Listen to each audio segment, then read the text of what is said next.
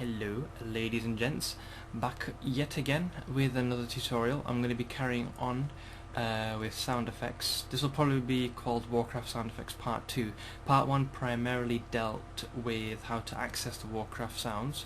Many of you seem to have found that useful, so great. If you know anyone who actually also wants to get access to the sound effects, you can link them to this video or just tell them on how to do it, because it is fairly simple. So, Part 2, I've been pondering for a while. Honestly, I don't think I'll be able to do this, but I'm still going to give it a shot. So, firstly, what I'm going to cover is how to actually stuff you can do with your sound files.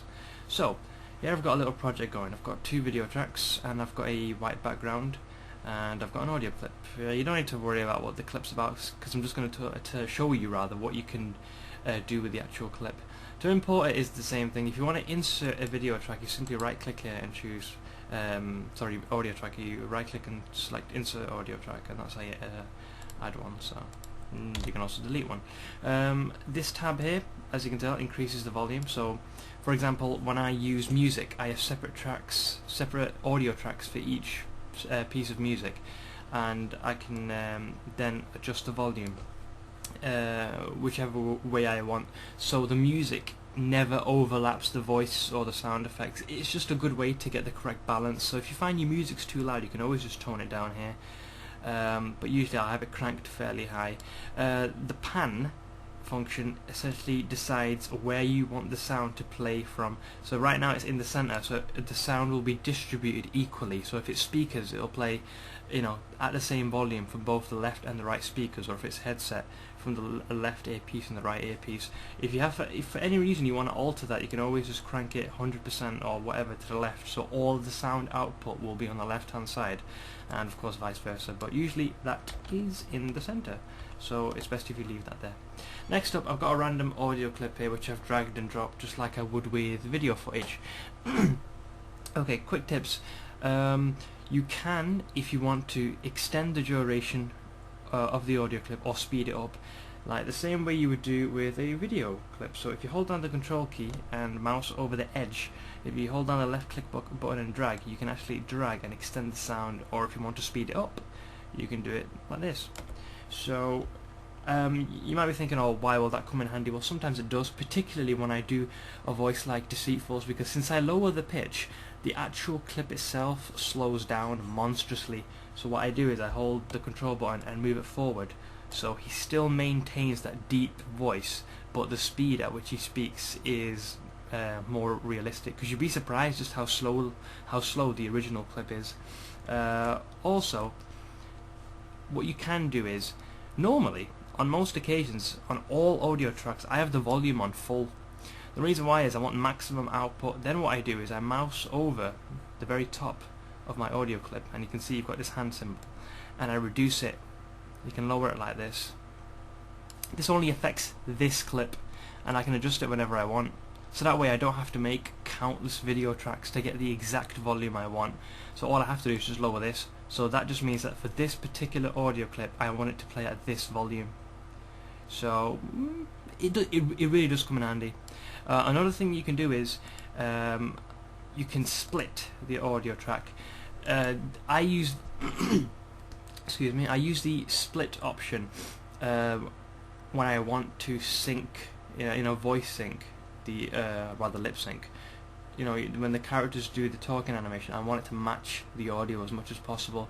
So if you find a part where you feel you can split the clip, for example, where the character is saying something and takes a brief pause, so you can find that by really zooming in, so you can find a silent spot, and with the audio clip selected, if you hit S, it'll split the clip directly in half, and you can, for example, just drag it out. This basically covers how to manipulate the actual audio sample. So I hope this is giving you a bit of an idea. But what I'm going to do right now is I'm going to show you how to add sound effects to walking. So first, what I'm going to do is delete this. And sorry, but I'm going to have to stop this recording, and I'll carry on in a sec. For you, it's going to be instantaneous, but I just need to get this arranged, so bear with me. Okay, sorry about that. Let's resume. Now, assuming you've followed the previous sound effects tutorial video on how to access sounds, you should have a folder that's like this, which is sound. You go to character, and you choose footsteps.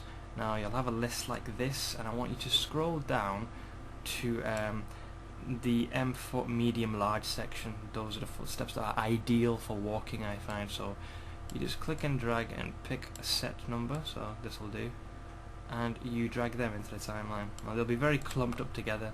Then I want you to go into your model viewer. I've already loaded up Orson. I'm just going to have him sheath his weapon, and I'm just deciding on a pose. Yeah, I'll do it from left to right. In fact, I'll just put him in here, I'll save myself a lot of time. I've got to do this quick because this part is going to be concluded soon.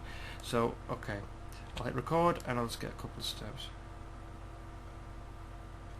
Okay, that covers that. Now I'm going to go into my footage folder and drag the footage into my project, and I'm going to apply the usual bells and whistles to it by stretching the footage, adding the chroma key effect, erasing the first couple of seconds because it's not doing anything. There we go. Now this mimicking footsteps is very easy, and I don't mean to sound condescending, but it is actually simple. All you really have to do is just make sure your footstep audio clip match the character's footstep movement. So in my case, what I do is I drag the clip here and I'd zoom in with the mouse wheel by zooming it in, and I'd play it frame by frame. So there's the first step. I'd move the audio clip there. Do it roughly. I'm not sure if you can see these ripple lines. That's essentially telling you where the sound is going to be. So all you got to do then is keep playing the footage further and wait till the character's foot makes contact again, which is roughly there, and repeat this step. So drag the footage here, the audio clip, sorry. Oh, let's see, he steps about there. I can trim this a bit and bump that there. And you keep going forward, and you literally just repeat these steps. Now, eventually you'll find that you'll run out of audio samples, because as you can see I've only got 6 of them. But all you really got to do then is just copy and paste one sec, here we go. You just copy and paste these, so you right click, copy, and then you just repeat the sound loops.